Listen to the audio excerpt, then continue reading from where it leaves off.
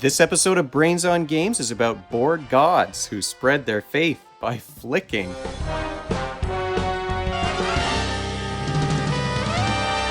Welcome to Brains on Games. I'm Dr. Brian McDonald, and this episode we are going to talk about another dexterity game. You know I love dexterity games. This one was sent to me not too long ago by the folks over at The Gaming Goat, and it's a game called Flick of Faith. This is a game that you can play with kids aged 8 and up. It's for between 2 and 4 players, and games last anywhere from 15 to 40 minutes. Let's take a deeper look at Flick of Faith. Flick of Faith is a dexterity game, a flicking game that comes in this great big wide box. And the reason for this wide box is that the board for the game is actually this big, colorful neoprene mat that you can see here on the table. Inside the box, you've got plenty of space for the mat. There's a big long area here for you to roll up that mat. And then there's big spots here for the other components, the cards that come with the game. So if you do decide that you want to sleeve those cards, there's plenty of room to put them inside. There aren't a lot of cards in this box, though. Most of the space is going to be taken up by these big wooden pieces that you're going to be flicking around the mat. Like most of these flicking games, this one is light in terms of its complexity. The goal here is to have the most victory points after 4 generations of play, 4 rounds of play, really. The way you get those victory points is by having your profits, having some presence on these different islands on the board, on the mat, or by dominating that area, having the most profits compared to the other players on one of these particular islands. You get a whole pile of bonus points too if you're able to flick one of your profits into the center circle, which is called the navel. Before you start each game, you're going to choose your player color, and what goes along with the choice of player color is the choice of the god that you're going to play. So if you choose yellow, you get a choice of Ra or Anubis, the 2 Egyptian gods that are in the game. You might also choose the Greek gods. Zeus is probably one that's going to be recognizable to most of the kids who are playing this game. And on the other side, you've got Themis. And this is the character that my son played in our first game. She's fantastic because she allows you to win ties, which is an important ability. And that's the first thing that jumped out at me about this game. So you've got these gods that each player is going to play, but each one has some certain ability, some special power that changes the way they play the game. So you've got one that can break ties. If you play as Zeus, if you place a temple on the map, you can place that temple anywhere you want on any one of these islands where you might like it to go. Ra has a great power too. This is one that I really like because the Egyptian god gets to use the Sphinx. Now, what's special about having the Sphinx as one of these pieces that you can flick around the board? Well, here's the size of the Sphinx, and here is the typical prophet that you're going to be shooting around. So these little prophets, the pieces that most of the players are going to have are quite small, but the Egyptian player gets to replace one of those small ones with this great big one that's also very heavy and thick, so you can really knock things around the board with a piece this size. In addition to those asymmetric player powers, you're also going to start each round with a council phase where you're going to vote on some special rule that's going to take place either during only that round or through until the end of the game. And those choices are based on this deck of council cards.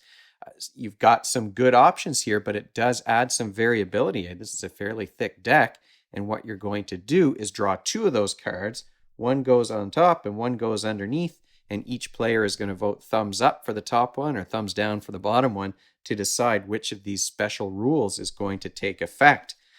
Just like I like to play with that Sphinx, which is that big heavy piece that can easily knock some other things out of the way, there is one of the council cards is a Templar card, and that allows all the players to replace 2 of their little prophets with these bigger Templars. They're not as big and thick as the Sphinx is, but they're still bigger than those little tiny prophets that I showed you earlier. So some of these council cards do only take place. There's a special rule for that particular round in which they're played. Some of them might affect scoring all the way through until the end of the game, or add some ability that's in effect until the end of the game.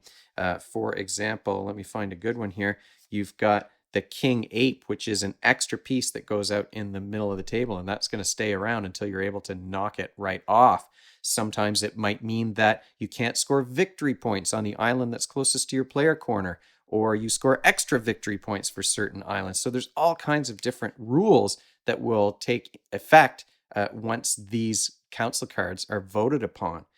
Once you've voted on your special rules for that round, the meat of the game really is the mission phase, where you're flicking your profits out across the map in order to establish them on these different islands so that you can earn some victory points during the worship phase of the game. So you can flick your pieces from anywhere along your corner. Now I've got the map here mixed up a little bit. I should be flicking more from this part over here if I'm playing as the yellow Egyptians, but you've got this little cloud, and that's where you're shooting the profits from, and they're just going to go across the board, and you're trying to establish them in different areas of the map. So now I've got a profit right over here, and if I were somehow able to get one all the way to the other end, then now I've got presence here on 2 islands. That's going to earn me some points towards the end of the game.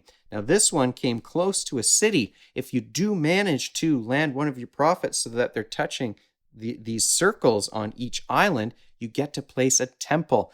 This really can mess things up for the other players. It's good for me if I place one of these because that gives me presence on that island and it counts as a profit if you're trying to dominate in that area. But it also is this great big piece that I can use to block the other player's shot.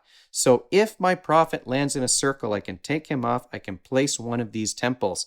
Each player has 4 temples that they can place, but if they somehow manage to run out, if they get to place all of them, I found it really hard. I think I only placed 1 in the first game that we played, but if they do place all of them and then they still manage to get a profit in a city, they can move one from one island to the other. And remember at the beginning, I mentioned Zeus can place his profit on any island, no matter which city he manages to get a profit into. So you can use these to block the shots. If I've got a player on the other side who's playing from this corner and I've got a prophet on a temple on this island, I can decide to place that anywhere, and it only will come off the board if I move it because I've run out of temples and I want to place it somewhere else, or if a player knocks it into the ocean, then it comes off at the end of the round. The end of the round is the worship phase. That's where you start to count up points. So you're going to get a point for each island where you have presence.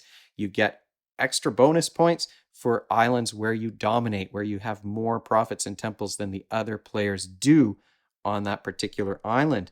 I should mention, though, you get a ton of bonus points even before that happens during the mission phase if I manage, and we never manage to do this. This is a hard shot to make, especially once there are other pieces on the board.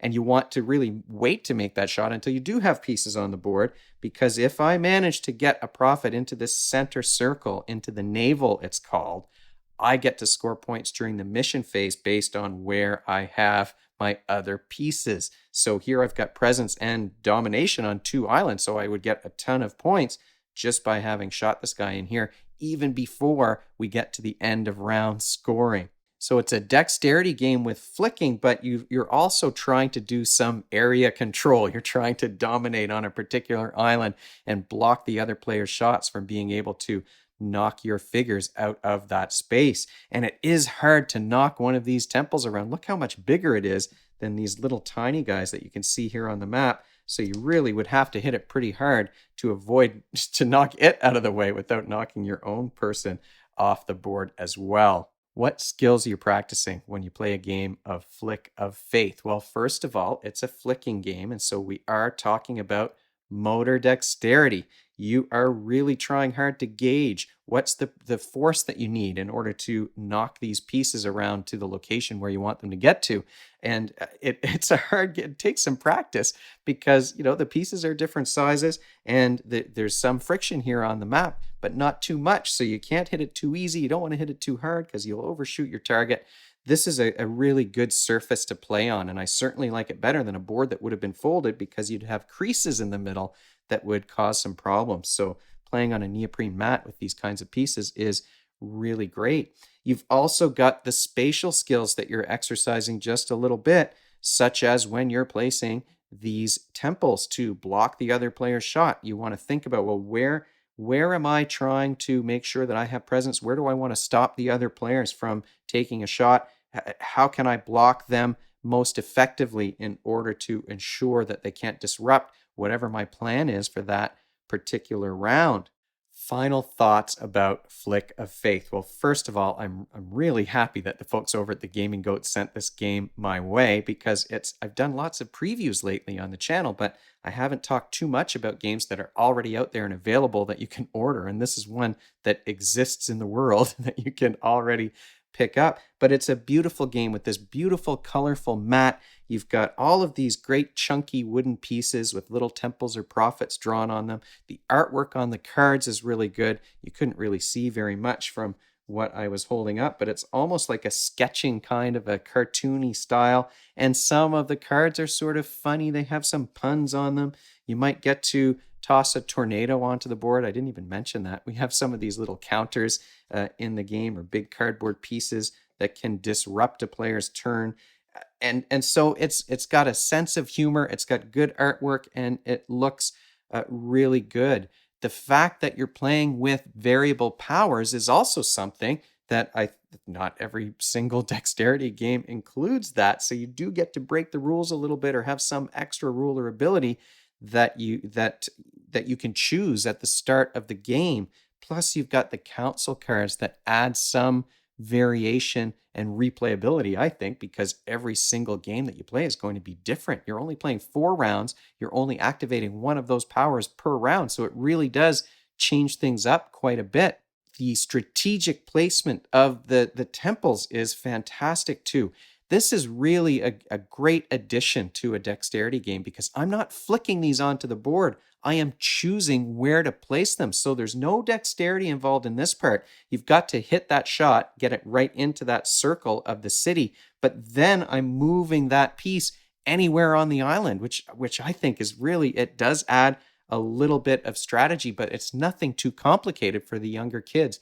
And dexterity games are great because it's just for that reason. You can play these things with kids of almost any age or adults, and they're always good for a laugh. They're certainly more entertaining even to watch than when you're watching someone play a strategy game and they're thinking about their moves. Every so often there might be, I think I'd rather watch a highlight reel of a strategy game, but I could sit and watch people flick pieces around a board. Well, honestly, I'd probably rather play the game, but I do enjoy watching people. There's always some crazy thing that happens in these dexterity games. So they're really fantastic. And then you've got the theme, the mythology theme. And it is one where maybe especially now you've got Egyptian gods and Moon Knight is on television. Maybe there's some curiosity about some of these characters that are on the god cards that you're choosing at the beginning. And even the drawings of I like the Egyptian one in particular. I keep holding this one up because I think it's my favorite. I just, it's not a jackal head. It looks kind of like a dog when you're looking at Anubis here. You've got, I mean, the artwork is great and it's just kind of funny. And I had a really good time playing this game. And I hope that kids maybe will become curious about some of those, like, who are those? What's Zeus all about? Is that Greek or Roman? And then you're encouraging some research about history. If there's a downside, there's really not much of a downside to this game. Well, I would say it is a game that you don't play just immediately when you pull it out of the box, because you may be able to tell all of these little wooden pieces have stickers on them. And I spent some time putting stickers on all of these pieces before I could play the game. So, for some folks, that's a toughie. It took me a while and some practice before I got used to and comfortable with putting stickers on pieces on my board game components. So I was a little more comfortable doing this one. If you look at my copy of Istanbul, I messed that one up a little bit. I'll be honest with you. For some folks, stickers might be a deal breaker. The pieces are different sizes, so you can kind of tell, but I think they're much more recognizable with the stickers on. The other thing is that to hold the mat, the box is a really weird size. So it's not a box that's going to fit on the shelves behind me. I'm going to have to put it up on top. It might sit in front of one of my other big games like Fortune and Glory, or I might have to move a big AT-AT that's up there on the shelf that you can't really see. So it's not an easy game to shelve and put away. It is easier to do than Crokinole because the pieces do roll up. It's not a great big 28-inch board that you have to roll around somewhere, but it is larger than lots of other games. It's got that wide rectangular shape. So, I mean, those things are hardly a knock on this game. We had a lot of fun playing it, and I have to thank the folks at the Gaming Goat for sending Flick of Faith my way. If you have any comments, you can leave them in the comments section below the video, or you can email me at brian@brainsongames.ca. Brainsongames.ca is the website. That's where future episodes will go, and the previous ones are up there already. Brains on Games is the Twitter handle and the Facebook page and the Instagram feed, so we're all over the place. And if you enjoyed this video and you want to be notified of future ones, you can head on over to YouTube and click that subscribe button. Thanks for joining me, and hopefully I'll see you next time.